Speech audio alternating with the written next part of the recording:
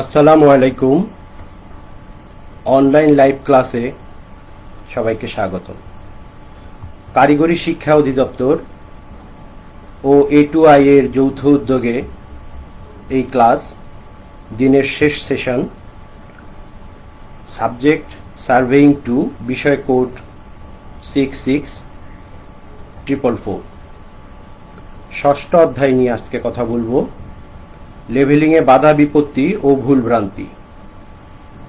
এটি তোমাদের সাথে আমার চতুর্থ ক্লাস, ষষ্ঠ পর্ব সিভিল টেকনোলজি ছাত্রদের বিষয়। আমি তোমাদের সাথে আছি engineer Mohammad Jahangir Alam, instructor civil, Chattogram polytechnic institute, Chattogram. আজকে যেটা নিয়ে আমরা আলোচনা করব, লেভেলিংয়ে বাধা বিপত্তি ও উত্তরণ। তোমরা শুনতে পাচ্ছ নিশ্চয়ই? লেভেলিংয়ে বাধা বিপত্তি ও উত্তরণ। লেভেলিংয়ে যান্ত্রিক ও ব্যবহারজনিত কারণে ত্রুটির তালিকা। লেভেলিংয়ে পৃথিবীর বক্রতা ও আলোর প্রতিসরণের প্রভাব। পৃথিবীর বক্রতা ও আলোর প্রতিসরণে সংশোধনী সমস্যা ও সমাধান। দৃশ্যমান দিগন্ত দূরত্ব ও দিগন্ত আনতিকোণ। লেভেলিংয়ে মিলন ভ্রান্তি এবং অনুমোদিত মিলন ভ্রান্তির সীমা। লেভেলিংয়ে বাধা বিপত্তি, অর্থাৎ লেভেলিং কাজ করতে গিয়ে যেসব বাধা বিপত্তি আসে তার তালিকা। পাহাড়ে আরোহণ অবতরণজনিত বাধা বিপত্তি বা অসুবিধা। স্টাফ অতি নিকটবর্তী জনিত অসুবিধা। স্টাফ খুব নিচু হওয়া জনিত অসুবিধা। স্টাফ স্টেশন বা বেঞ্চমার্ক কলিমেশন রেখার উপরে হওয়া জনিত অসুবিধা। পুকুর বা হ্রদ পারাপারে বাধাজনিত অসুবিধা। নদী পারাপারে বাধাজনিত অসুবিধা। এখানে পুকুর আর নদীর ভিতরে পার্থক্য হচ্ছে জোয়ার ভাটার বিষয়। অ্যালাইনমেন্ট বা লেভেল রেখার উপর যদি কাঠ বা হার্ডবোর্ডের বেড়ার বাধাজনিত অসুবিধা। লেভেলিংয়ের রেখার উপর যদি দেয়াল দ্বারা বাধাপ্রাপ্ত হয় সেই অসুবিধা। এগুলি উত্তরণের জন্য আমরা দেখি অসুবিধাগুলো কি এবং কিভাবে এগুলি উত্তরণ হয়। পাহাড়ে আরোহণ এবং অবতরণজনিত বাধা। কোনো একটি লেভেল রেখায়, অর্থাৎ আমরা যেই অ্যালাইনমেন্ট বরাবর লেভেলিং করব সেই রেখায় যদি একটি বাধা, পাহাড় বা টিলা দ্বারা যদি বাধাগ্রস্ত হয়, সেক্ষেত্রে কিভাবে উত্তরণ হয়। যদি সেটি ফ্লাই লেভেলিং বা ফ্লাই লেভেলিংয়ের ক্ষেত্রে হলে বাধা বিপত্তি উত্তরণ কিছুটা লাঘব করা যায়, যেহেতু ফ্লাই লেভেলিংয়ে আমাদের মধ্যবর্তী বিন্দুগুলির RL এর কোনো প্রভাব পড়ে না। সেহেতু আমি বি বিন্দু বা সি বিন্দু ইচ্ছামতো দূরত্বটা চেঞ্জ করে নিতে পারি। কিন্তু প্রোফাইল লেভেলিং বা লম্বালম্বি লেভেলিংয়ের ক্ষেত্রে যেহেতু নির্দিষ্ট দূরত্ব পর পর আমাকে স্টেশন নিতে হবে, RL নিতে হবে, সেই জন্য এই দূরত্ব মেনটেন করা, অর্থাৎ AB এর অনুভূমিক দূরত্ব বা BC এর অনুভূমিক দূরত্ব সঠিক রাখা খুব কঠিন, যেহেতু ওই বি বিন্দুতে যন্ত্র বসানো, স্টাফ বসানো যাবে কিনা সেটা নির্ভর করবে ওই জায়গার অবস্থার উপর, বন্ধুরতার উপর। যেমন এই সি বিন্দুটা বেশ খাড়া, এই জায়গাটায় স্টাফ সঠিক রাখা বেশ কঠিন। এরপর এখানে আরো সমস্যা হয়। ভার্টিক্যাল স্টাফকে ভার্টিক্যাল রাখা যায় না। স্টাফ ভার্টিক্যাল না রাখার ধরে রাখা যায় না বলে কিছুটা হয় সামনের দিকে বা পিছের দিকে হেলানো থাকতে পারে। তখন প্রকৃত যে স্টাফ পার্ট, এখানে দেখো কলিমেশন রেখা, এই ডটেড লাইনটা কলিমেশন রেখা বোঝানো হয়েছে। কলিমেশন রেখা থেকে কিছুটা বেশি সামনে গেলেও কিছুটা বেশি আসবে, পিছিয়ে গেলেও বেশি আসবে। এই সমস্যা সমাধানের জন্য স্টাফম্যানকে স্টাফ সামনে থেকে পিছের দিকে বা পিছের দিকে সামনের দিকে কাত করতে বললে যেই মুহূর্তে সবচেয়ে কম রিডিংটা পাওয়া যাবে সেটাই হবে ওই বিন্দুর স্টাফ পার্ট। তো এইভাবে এটা সমস্যার সমাধান করা যায় এবং এই ক্ষেত্রে খুব দক্ষতার সাথে কাজ করতে হবে। এমন জায়গায় যন্ত্র বসাতে হবে যেন সহজেই একাধিক বিন্দুর পার্ট নেওয়া যায়। স্টাফ অতি নিকটজনিত সমস্যা। স্টাফ যদি যন্ত্রের খুব কাছে হয় সেই ক্ষেত্রে দেখা যায় যে ডায়াফ্রামের পুরা ডায়াফ্রাম ব্যাপী এই স্টাফটা দেখা যায়, অর্থাৎ হরিজন্টাল ক্রসহেয়ারের হরিজন্টাল রেখা বরাবর কোন দাগ, কোন অংশের দাগ সেটা বোঝা যায় না। সেই জন্য এই ক্ষেত্রে একটি বাহিরে যদি একটি পেন্সিল, স্টাফের গায়ে যদি একটি পেন্সিল বা এক টুকরা কাগজ স্টাফের গায়ে উপরে নিচে উঠানামার জন্য নির্দেশ দেওয়া হয়, অর্থাৎ যিনি যন্ত্র পরিচালনা করবে তিনি নির্দেশ দিবে তখন পর্যন্ত যখন এই পেন্সিলটা ক্রস হেয়ারের হরিজন্টাল রেখা বরাবর আসবে। এরপর স্টাফ থেকে এর প্রকৃত পাঠ রিডিংটা নোট করে নেওয়া যাবে। এইভাবে দূর করা যেতে পারে। আর একটা পদ্ধতি আছে, যন্ত্রকে অর্থাৎ লেভেল যন্ত্রকে উলম্ব অক্ষের 180 ডিগ্রি ঘুরিয়ে অর্থাৎ আইপিসকে যে দিকে চোখ রাখা হয় সেটা অবজেক্টের দিকে রেখে এবং অবজেক্ট পিসটা চোখের দিকে রাখলে এই ক্ষেত্রে অবজেক্টটা কাছে না এসে অনেকটা দূরে চলে যাবে এবং তখন এটা বোঝা যাবে যে এটা কোন অংশ, কতর অংশ, 2-এর অংশ না 1-এর অংশ না 3-এর অংশ, এটা বোঝা যাবে। অর্থাৎ পাঠটা যিনি যন্ত্র পরিচালনা করতেছে তিনি স্টাফ পাঠটা লিখতে পারবেন। এরপরে আসি স্টাফ নিচু হওয়া জনিত। স্টাফ যদি এতটাই নিচু হয়, স্টাফের হাইট এখানে দেখাচ্ছি যে 5 মিটার আছে, কিন্তু এতটাই নিচু হয় যে কলিমেশন রেখা যদি স্টাফের উপর দিয়ে চলে যায়, সেই ক্ষেত্রে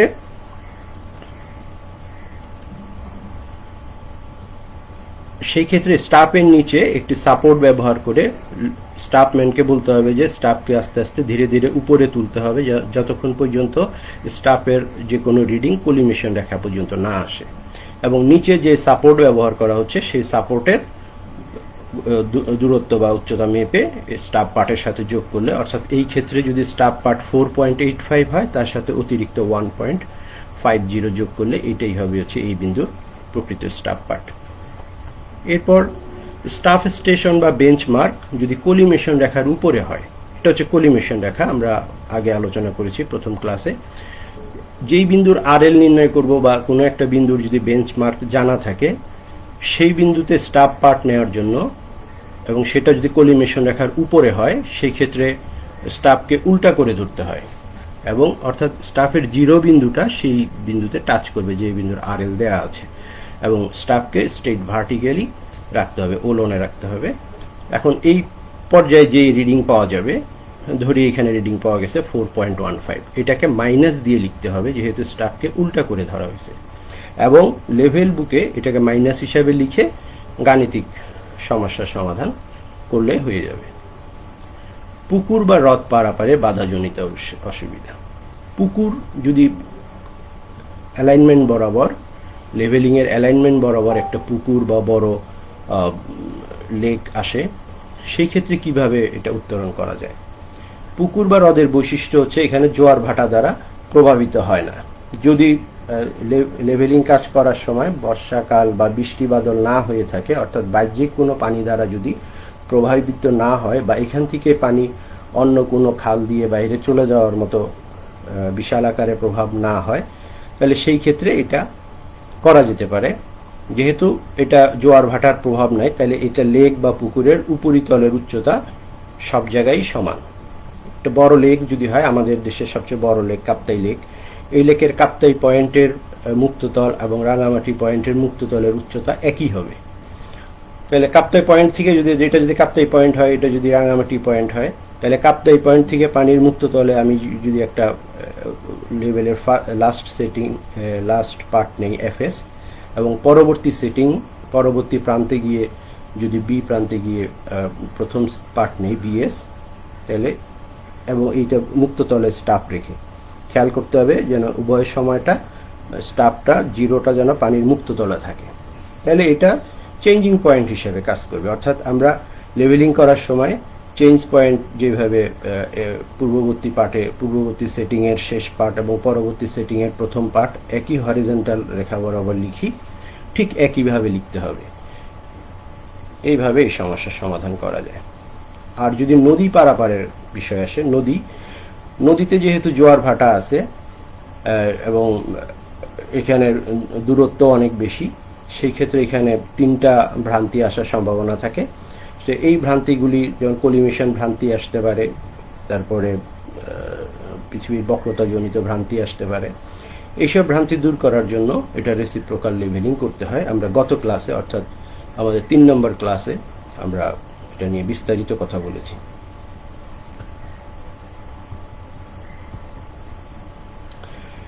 অ্যালাইনমেন্ট বরাবর যদি বেড়া, হার্ডবোর্ড বা কাঠের বেড়া জনিত বাধা আসে, অর্থাৎ দৃষ্টিরেখা, কলিমিশন রেখা যদি এ থেকে বি অপর প্রান্তে যদি বাধাগ্রস্ত হয় কার্ডবোর্ড দ্বারা, সেই ক্ষেত্রে যেহেতু এটা কার্ডবোর্ড, এটা সহজে এখানে ছিদ্র করে একটা স্টিল নেইল প্যারাক ঢুকিয়ে অবশ্যই লক্ষ্য রাখতে হবে প্যারাকটা যেন হরিজন্টাল হয়। প্যারাক যদি তির্যকভাবে ঢুকে সেই ক্ষেত্রে আমার যে উদ্দেশ্যে কাজ করছে সেই উদ্দেশ্য সফল হবে না। তাহলে হরিজন্টাল করে এই এ পাশের এ সেটিং এর শেষ part FS four side reading এবং বি পাশের ব্যাক সাইড রিডিং একই বিন্দুতে যদি নেই, সেটা আমাদের চেঞ্জিং পয়েন্টের মতো কাজ করবে। এরপর যদি কংক্রিট বা ইটের দেয়াল দ্বারা কলিমিশন রেখা বাধাগ্রস্ত হয়, দুঃখিত, কলিমিশন রেখা যদি মেশনরি ওয়াল বা আরসিসি ওয়াল দ্বারা বাধাগ্রস্ত হয়, সেক্ষেত্রে নেইল দ্বারা ছিদ্র করা সম্ভব হয় না। তখন এর উপরিতল টপটা দেখতে হবে যে অনুভূমিক কিনা। যদি অনুভূমিক না থাকে, সেখানে অনুভূমিক কোনো একটা প্লেট ব্যবহার করতে হবে, স্টিল প্লেট বা রড ব্যবহার করে এর এক পাশে স্টাফকে উল্টা করে ধরে এ বিন্দুর ফোর সাইড রিডিং অর্থাৎ শেষ পার্ট এবং পরবর্তী সেটিংয়ের প্রথম পার্ট বিএস, এবং এটা চেঞ্জিং পয়েন্টে আমরা যেভাবে ফিল্ড বুকে লিপিবদ্ধ করি একইভাবে লিপিবদ্ধ করে এই সমস্যার আমরা সমাধান করতে পারি। লেভেলিং কাজে যান্ত্রিক কারণে কি কি ত্রুটি হয় আমরা একটু এটা দেখি। যান্ত্রিক ত্রুটিগুলি অর্থাৎ যন্ত্রের কি কি সমস্যা আসতে পারে। লেভেল যন্ত্রের ত্রুটিপূর্ণ স্থায়ী সমন্বয়। যদি স্থায়ী সমন্বয়ে আমরা মৌলিক রেখাগুলি নিয়ে প্রথম ক্লাসে আলোচনা করছিলাম, সেই মৌলিক রেখাগুলি যদি পারস্পরিক যে রিলেশনগুলি আছে, তিনটা রিলেশনের কথা বলছিলাম, সেই রিলেশনগুলো যদি সঠিক না থাকে তাইলে আমাদের স্থায়ী সমন্বয় সঠিক হবে না। ওই রিলেশনগুলি দেখতে হবে, অর্থাৎ কলিমিশন রেখার পরীক্ষা করলে এবং বাবল টিউবের পরীক্ষা করলে বোঝা যাবে যে সঠিক আছে কিনা। ত্রুটিপূর্ণ ফোকাসিং টিউব, যেই টিউবের ভিতরে আমার দুইটা লেন্স বসানো থাকে, আইপিস এবং অবজেক্ট লেন্স, দুইটা লেন্স বসানো থাকে, সেই টিউবটা লেভেল সঠিক আছে কিনা, অর্থাৎ টিউবটা কোথাও বাঁকা আছে কিনা, সেটা যদি ত্রুটিপূর্ণ থাকে তাহলে আমার আলো সঠিকভাবে আসবে না। ত্রুটিপূর্ণ বাবল টিউব, অর্থাৎ স্পিড লেভেল যেই টিউবের ভিতরে থাকে, সেই টিউবটা যদি নিজেই তার লেভেলিং ঠিক না থাকে, ওইখানে নিচে তোমরা খেয়াল করবে যে নিচে তিনটা স্ক্রু থাকে, ওই স্ক্রুতে তোমরা অবশ্য হাত দিবে না, ওইটা এই যান্ত্রিক ত্রুটিগুলি, এগুলি হচ্ছে যারা এক্সপার্ট লোক ছাড়া এইটা নিয়ে কাজ করা ঠিক হবে না। এখানে যদি বাবল টিউবটা সঠিকভাবে লেভেল না থাকে, সেটাকে ঠিক করতে হয়। ত্রুটিপূর্ণ স্টাফের রিডিংগুলি যদি সঠিকভাবে না থাকে, অনেক সময় প্রিন্ট করতে গিয়ে কোথাও লেভেলিং, কোথাও প্রিন্টগুলি সেন্টিমিটার লম্বা হয়ে যায়, কোথাও সেন্টিমিটারগুলি ছোট হয়ে যায়। এই জন্য স্টিল টেপ দিয়ে এটা প্রত্যেকটা সেন্টিমিটার মিলিমিটার আলাদা আলাদা করে মেপে দেখতে হবে। পার্সোনাল বা ব্যক্তিগত ভ্রান্তি। ত্রুটিপূর্ণ অস্থায়ী সমন্বয়।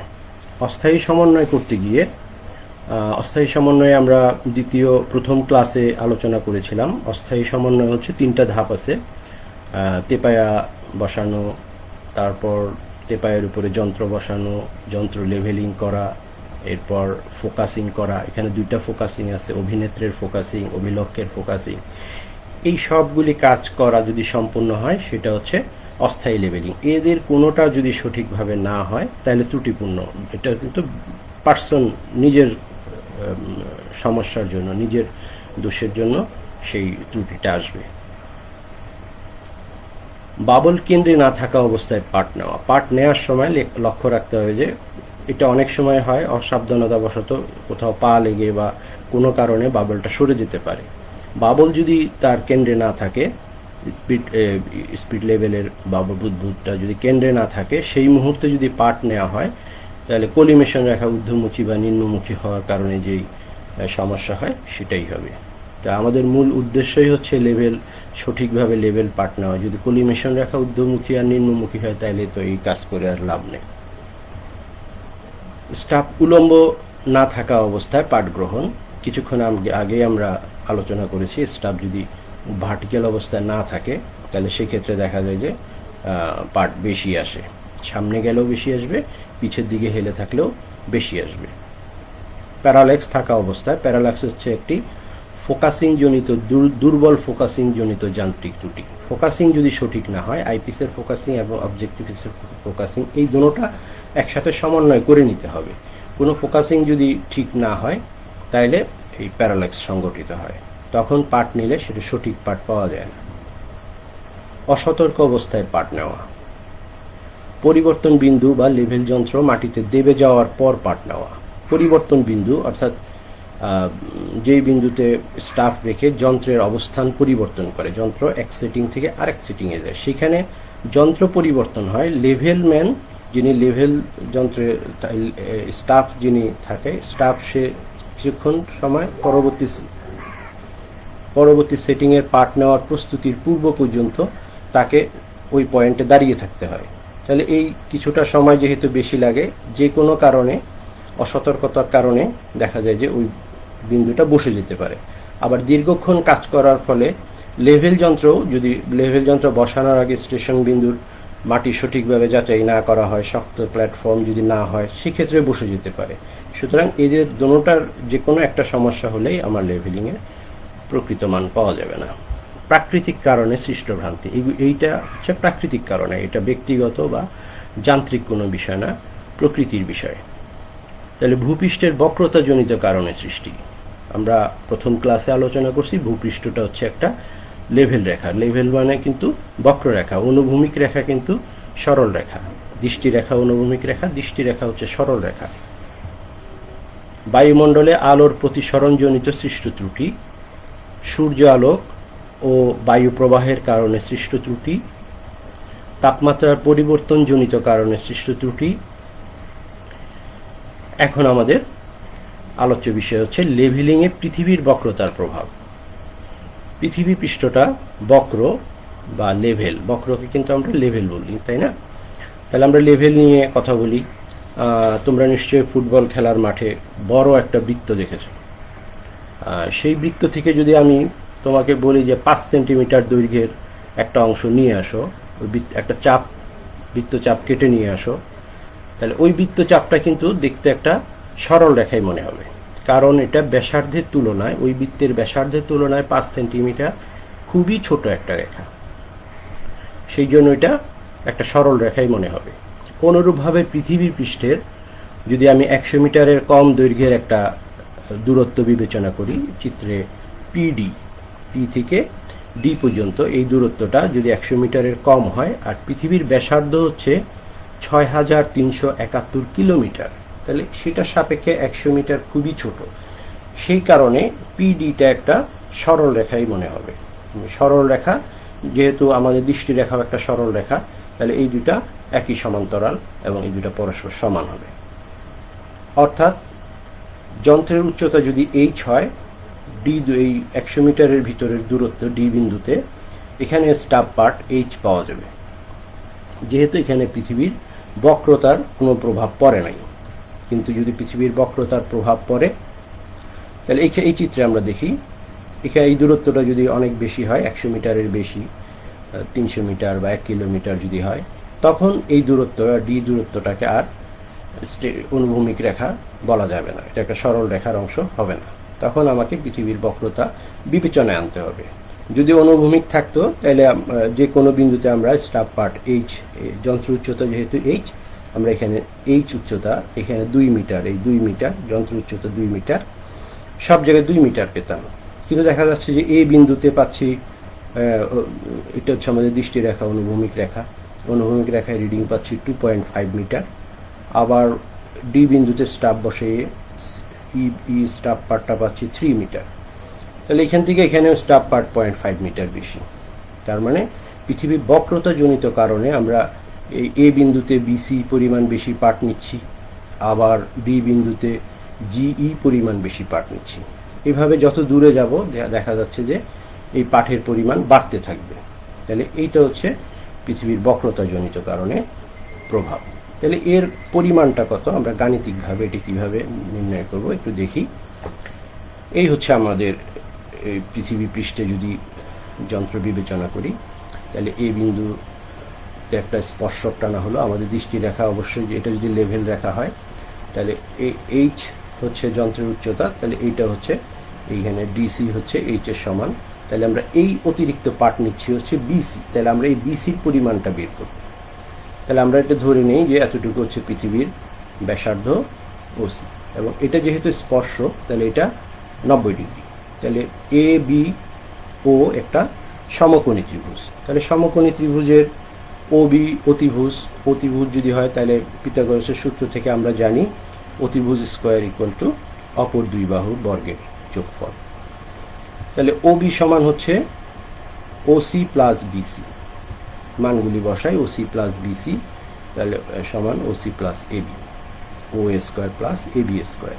এখানে ওসি এবং ও এ হচ্ছে পৃথিবীর ব্যাসার্ধ। পৃথিবীর ব্যাসার্ধের পরিমাণ 6371 কিলোমিটার, আর এটার দ্বিগুণ ব্যাস হবে হচ্ছে 12,742 কিলোমিটার।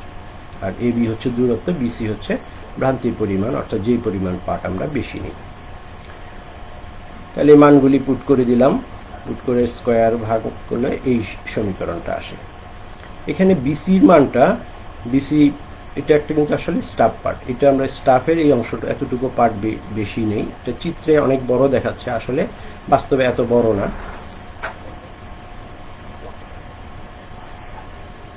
হ্যাঁ, সুতরাং এই বিসির পরিমাণটা আসলে খুবই ছোট।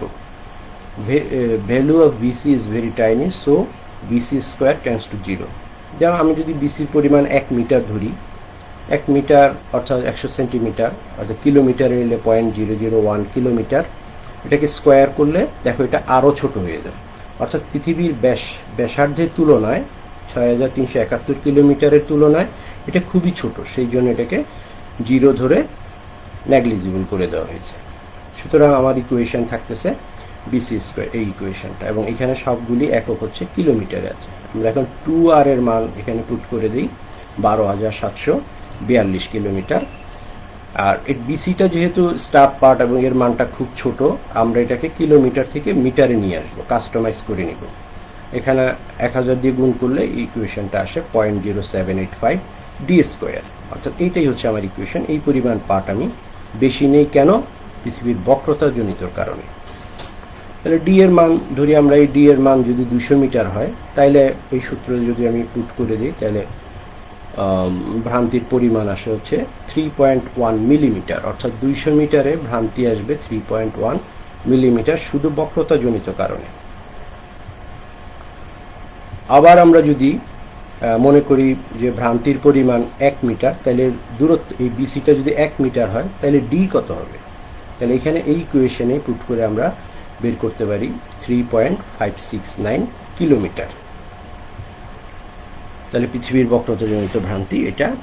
এখন আসি লেভেলিংয়ে আলোর প্রতিসরণের প্রভাব। আলোর প্রতিসরণ এখানে একটা গুরুত্বপূর্ণ ভূমিকা রাখে। আলোকরশ্মি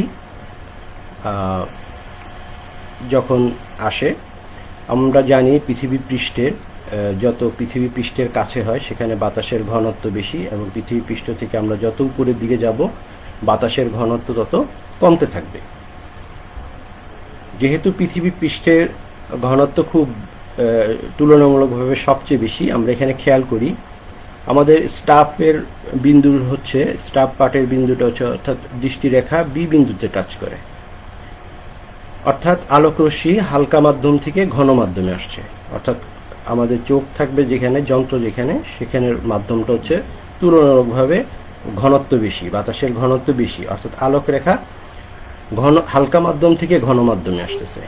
আলোক রেখা হালকা মাধ্যম থেকে ঘন মাধ্যমে যখন আসে, এটা কিছুটা বাঁকা হয়ে যায়, কারণ এখানে বাতাসে আলোর বেগ বেশি থাকে, এখানে আলোর বেগ কম থাকে, যেটা আলোর প্রতিসরণের প্রভাব ফেলে। সেই জন্য আমরা হালকা মাধ্যম থেকে ঘন মাধ্যমে আসায় এইখানে 3 পার্ট না দেখে আমরা পার্ট পাবো হচ্ছে 2.65। বাঁকা হয়ে যাওয়ার কারণে আমরা এই বিন্দুতে পার্ট দেখাবে। আমার দৃষ্টিরেখা কিন্তু অনুভূমিকই আছে, দৃষ্টিরেখা অনুভূমিক আছে। এইখান থেকে যখন আলোটা আসবে চোখে, সেটা কিছুটা বাঁকা হয়ে আসে, যার জন্য আমরা এখানে 3 পার্ট না দেখে আমরা পার্ট দেখি 2.65, অর্থাৎ প্রকৃত পার্ট থেকে শুধু বক্রতাজনিত কারণে যেই পার্ট আসতো সেটা না দেখে তার থেকে কিছুটা কম পার্ট দেখি, এবং সেই পরীক্ষা করে দেখা গেছে যে এর পরিমাণ পৃথিবীর বক্রতাজনিত কারণে যে ভ্রান্তি পাওয়া গেছিল অর্থাৎ 0.0785 ডি স্কোয়ার, তার 7 ভাগের 1 ভাগ, অর্থাৎ এটা হচ্ছে 0.0112 ডি স্কোয়ার। তাহলে দেখা যাচ্ছে আমরা পার্ট পাচ্ছি এইটা 2.65, এই রিডিংটাই আমরা লিপিবদ্ধ করি, অর্থাৎ যন্ত্র দিয়ে আমরা এই পার্টটা দেখতে পাই।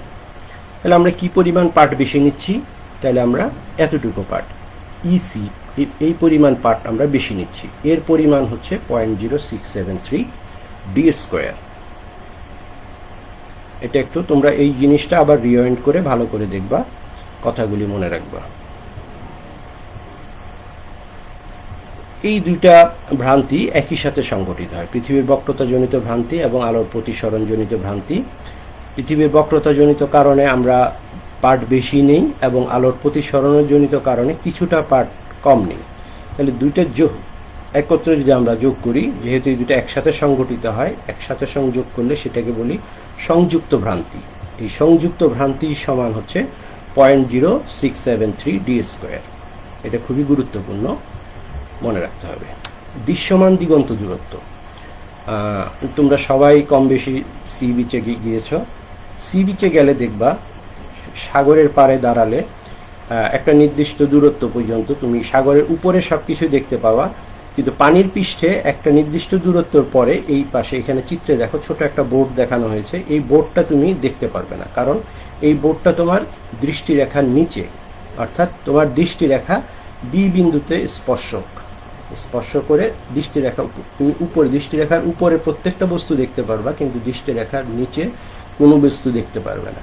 এটা যদি দেখতে পারতে তাহলে তুমি চেষ্টা করলে এখান থেকে দাঁড়িয়ে সিঙ্গাপুর দেখতে পারতে, তো এটা সম্ভব না। দৃষ্টিরেখা যেহেতু অনুভূমিক, তাহলে দৃষ্টিরেখা পৃথিবী পৃষ্ঠের, সমুদ্র পৃষ্ঠে, পানির পৃষ্ঠে যে কোনো একটা বিন্দুতে টাচ করবে, এটা হচ্ছে স্পর্শক। অর্থাৎ যেই দূরত্বে দর্শক যেই বিন্দুতে দাঁড়াইয়া পানির মুক্ততলের বিন্দুটাকে সর্বোচ্চ বিন্দু দেখতে পায়, সেই দূরত্বটা হচ্ছে এ বি দূরত্বটা হচ্ছে দৃশ্যমান দিগন্ত দূরত্ব। দর্শকের উচ্চতা এইচ, এখন উচ্চতার উপর নির্ভর করবে দিগন্ত দূরত্বের। উচ্চতা বেশি হলে দিগন্ত দূরত্ব বেশি হবে, উচ্চতা কম হলে দিগন্ত দূরত্ব কমে যাবে। এখানে এ বি লেভেল লাইনে এই বিন্দুতে পর্যবেক্ষকের দৃষ্টিরেখার উচ্চতা এইচ, দৃষ্টিরেখা দিগন্তে যেই বিন্দুতে স্পর্শ করে এই বিন্দু হতে সেই দূরত্বই দৃশ্যমান দূরত্ব, এবং এইটার পরিমাণ H equal to 0.0673 D square.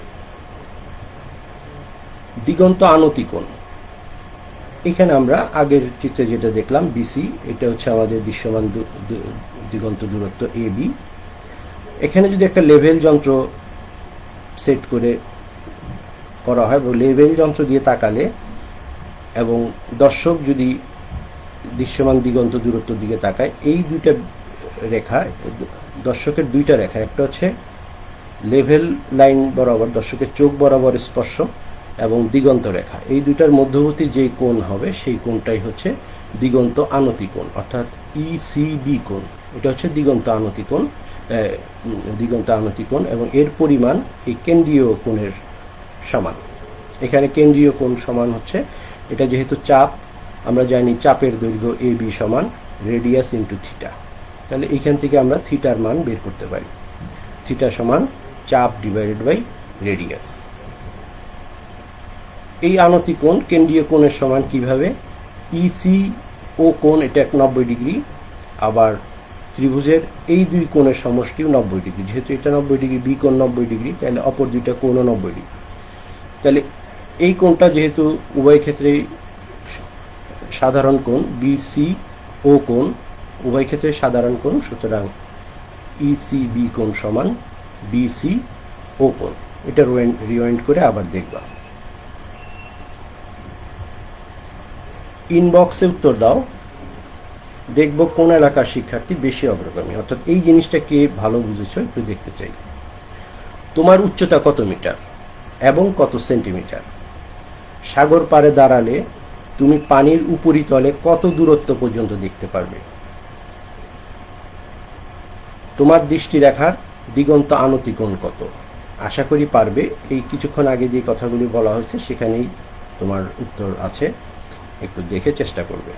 মূল্যায়ন: লেভেলিং কাজে বিভিন্ন প্রকার বাধা বিপত্তি ও প্রতিকারের উপায় জানতে পারলে, লেভেলিং কাজে বিভিন্ন প্রকার ভুল ও ভ্রান্তি সংশোধনের উপায় জানতে পারলে, দৃশ্যমান দিগন্ত দূরত্ব ও দিগন্ত আনতিকোণের ধারণা পেলে। বাড়ির কাজ: শিক্ষা বোর্ডের 18 সালের 22 নম্বর অঙ্কটা এবং 19 সালের 24 নম্বর অঙ্কটা প্র্যাকটিস করবে। এই ধরনের রিলেটেড অঙ্ক প্রায় আসে। প্রিয় শিক্ষার্থী, তোমাদের এই ডিজিটাল ক্লাস কেমন লাগলো বিষয়ভিত্তিক গঠনমূলক কমেন্ট করবে। আর এই অনুষ্ঠানটি আবার দেখতে চাইলে দক্ষতা বাতায়ন www.skill.gov.bd/dt তে ভিজিট করতে হবে। ঘরে থাকবে, স্বাস্থ্যবিধি মেনে চলবে। ধন্যবাদ সবাইকে।